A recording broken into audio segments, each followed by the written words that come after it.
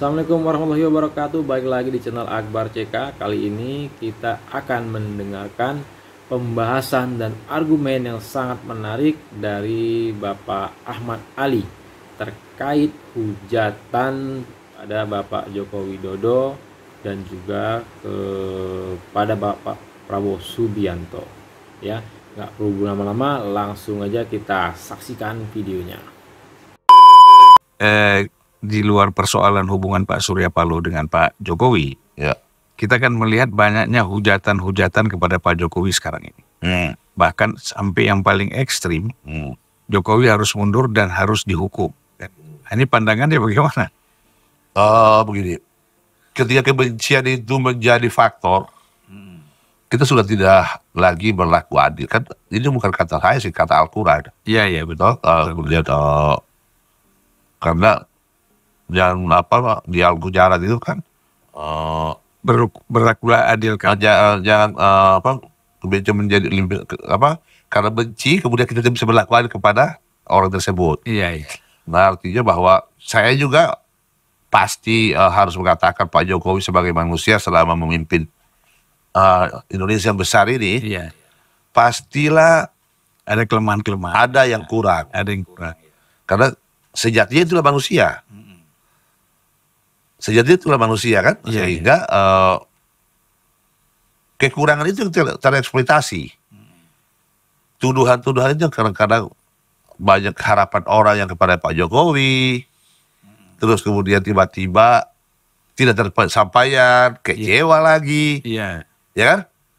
Kecewa lagi, nuduh macam-macam, kemudian terakumulasi nih. Di ujung-ujung ini, wah, jangankan Pak Jokowi, Bang.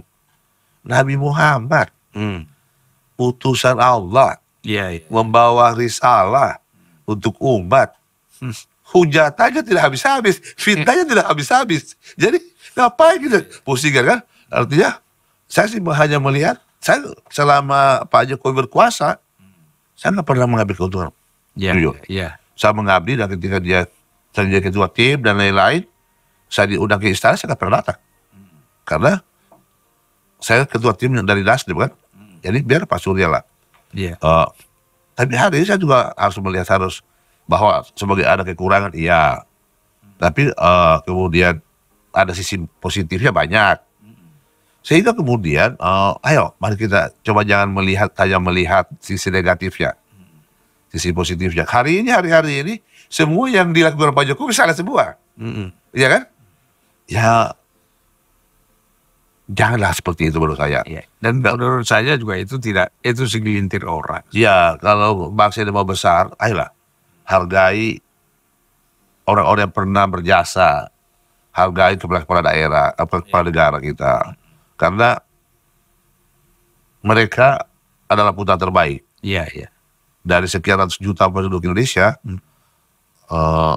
saya pikir Allah memilih dia untuk menakdirkan dia untuk menjadi presiden. Iya. Jadi betapa naifnya kita, dia menjadi presiden pilihan Allah, terus kita menghujat yang Allah tetapkan itu. Iya. Lah, emang dia presiden itu karena maunya siapa? Bukankah 50 ribu tahun sebelum dunia diciptakan, Allah sudah menentukan siapa pemimpin negeri ini kan? Nah, artinya maka kalau menyukai orang, sukailah pas-pas. Membenci pun seperti itu. Iya. Karena manakala besok, Jangan berlebihan. ya jangan berlebihan. Jadi saya tidak dekat dengan beliau, tapi saya mengapresiasi bahwa banyak sekali hal, kan banyak sekali tuduhan-tuduhan. Nah, semua kesalahan orang dilimpahkan kepada dia. Cuma kan masalahnya Pak Jokowi ini orang yang tidak mau reaktif. tidak mau reaktif. Iya. Bayangin kalau kemudian tuduhannya dia anti-Islam dan lain-lain, berapa banyak orang ditangkap. Iya. Bahkan ibadah yang dia lakukan diragukan.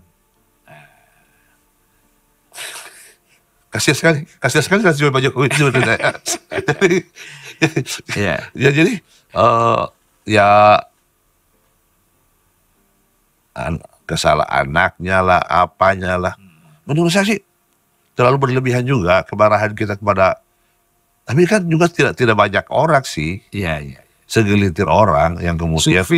Survei terakhir kan Ya. kepuasan 86,6%. Lah iya, artinya cuma kan media ini gini, itu menarik untuk dijual, Iya. ratingnya akan tinggi kan. Nah maka ya kita paham, tapi itu heboh, Iya. Benar. itu heboh. Jadi sekali lagi sih yang paling penting sekarang ini kan bagi saya transisi kekuasaan ini akan berjalan baik. Ya. Ya, nah karena ketika transisi berjalan baik, kita tidak berharap bahwa Pak Prabowo akan menjadi orang yang apa yang Pak Jokowi, atau kita tidak berharap juga Pak Jokowi menjadi mentor atau penentu, enggak. Kita tidak mau Pak Prabowo juga menjadi boneka. Iya. Tapi kita berharap Pak Prabowo dan Pak Jokowi akan menjalin persahabatan yang utuh dalam proses transisi ini, mulai transisi sampai ke depannya. Karena banyak hal yang harus kita akui bahwa Pak Jokowi dulu jadi presiden. Iya. Sehingga lebih awalnya dia jadi presiden, sehingga dia berpengalaman.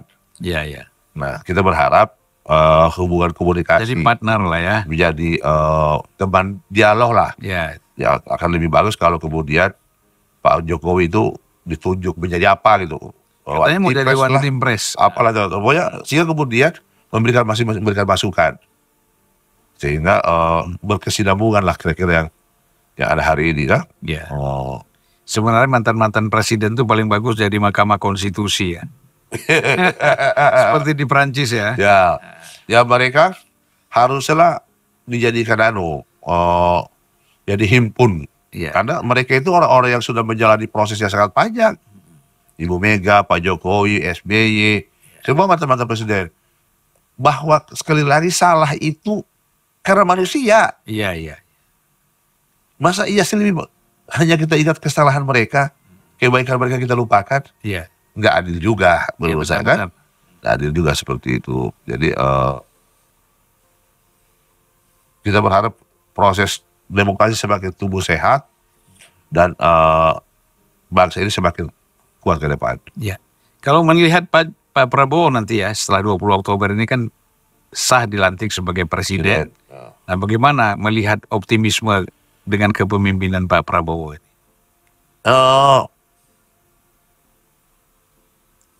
Pak Prabowo pertama sih ketika saya pertama ketemu lagi dengan dia setelah beberapa lama dalam masa kampanye kan nggak pernah karena berseberangan.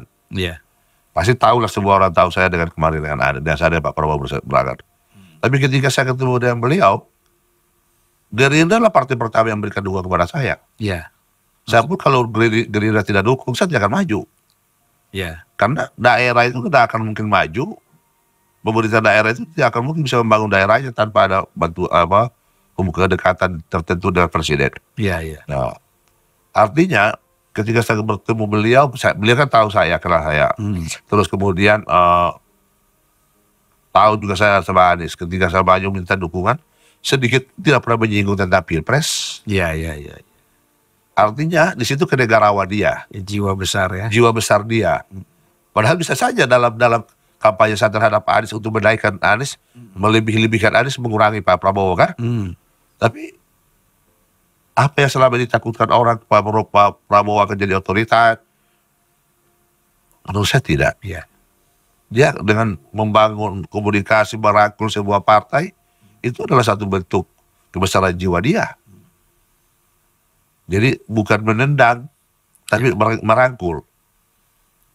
Ya itulah seyogyanya pemimpin harus seperti itu. Ya, dan itu mulai dari setelah menang kan orang semua ketakutan nih. Para aktivis, ketakutan semua, trauma semua. Bahkan profesor-profesor di kampus pun Ketakutan kan? Nah, bisa jadi dulu waktu Pak Prabowo masih muda, Iya. masih orde baru, sebagai prajurit, dia hanya melaksanakan perintah. Iya betul. sebagai prajurit Iya. hanya bisa aja siap Iya. laksanakan. Apalagi dulu ada Sabta Marga ya. Ya, iya. Itu kan itu kitab suci mereka. Iya, iya. Nah artinya saat itu kan Pak Prabowo ini dicap bengis, berlumuran tangan, darah tangan. Nah, tapi bisa saja ada benarnya Mas cerita lama itu. Dan dengan proses waktu, kedewasaan, dan beliau bukan lagi orang yang masih muda, Iya, iya.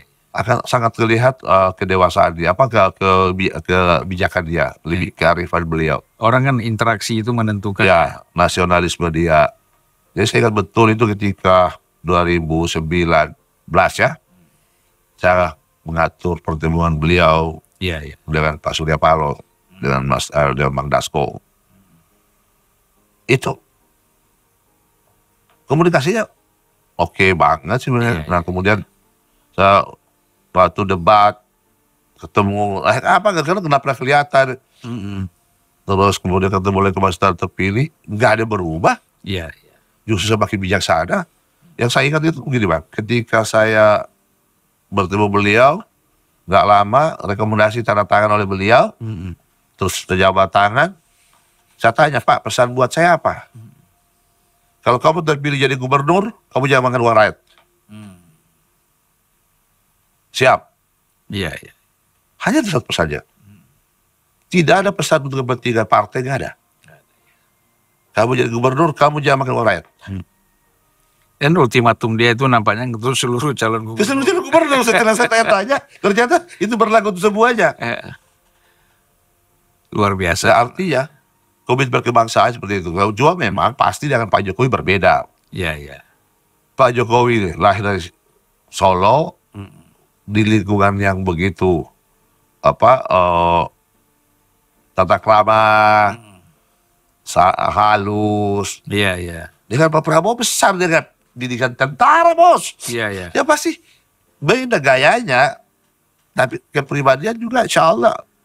Iya. Nah saya yakin hubungan mereka akan terjalin dengan bagus. Dan Pak Jokowi kan juga kalau kita lihat ya merangkul setelah menang partai-partai yang tidak mendukung dia semua diajak masuk kabinet kan. Termasuk Gerindra kan, Ya, Pak Prabowo. Prabowo, iya. Itu Nah, persis. kita juga tidak bisa memungkiri bahwa dukungan Pak Prabowo kemarin pada beliau itu sangat besar Iya, untuk iya. mengantar dia jadi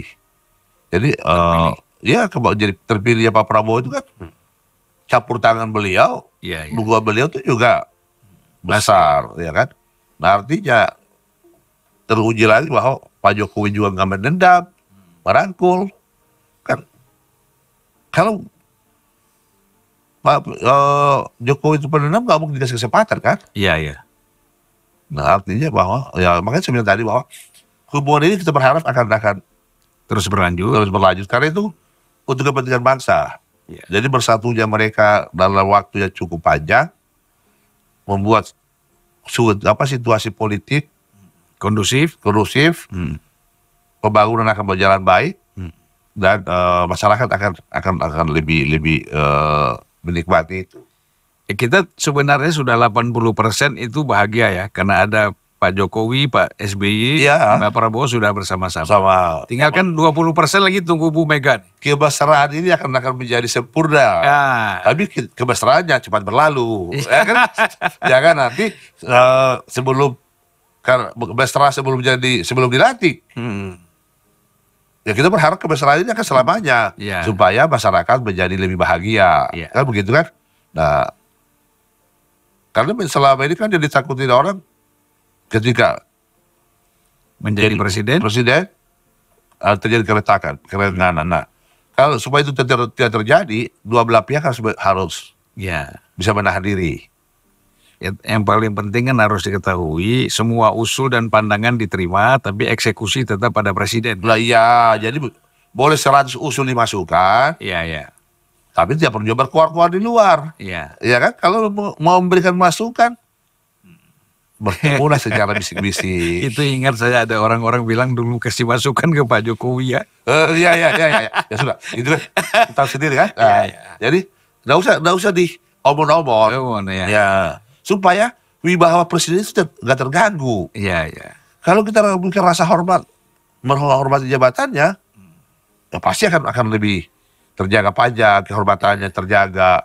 Tapi presiden juga, jangan juga presiden 24 jam. Ya kan? Iya. Supaya ada juga kesempatan masuk berdiskusi seperti ini kan. Iya, iya. Ya, Saya kira Pak Prabowo itu seperti Pak Jokowi juga suka berdialog ya, iya, diskusi, mau mendapat masukan ya. iya, dan orangnya tulus. Iya. Ya, artinya saya nggak mau bicara tentang orang, karena saya sempat salah satu orang yang takut dulu. Mm. Ketika saya kan di garis terdepannya Mas Anies. Iya, iya, iya.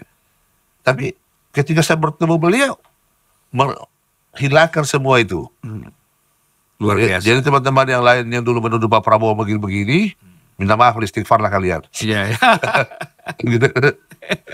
Seperti itu. Iya.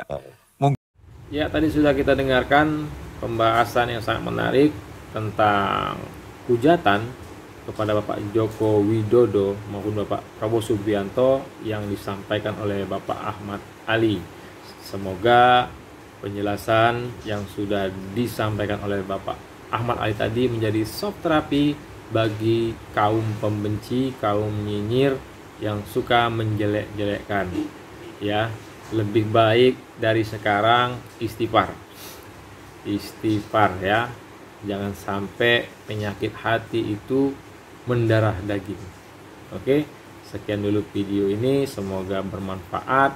Jangan mau kita diadu domba dengan oknum-oknum yang oknum-oknum sakit hati dan frustasi. Assalamualaikum.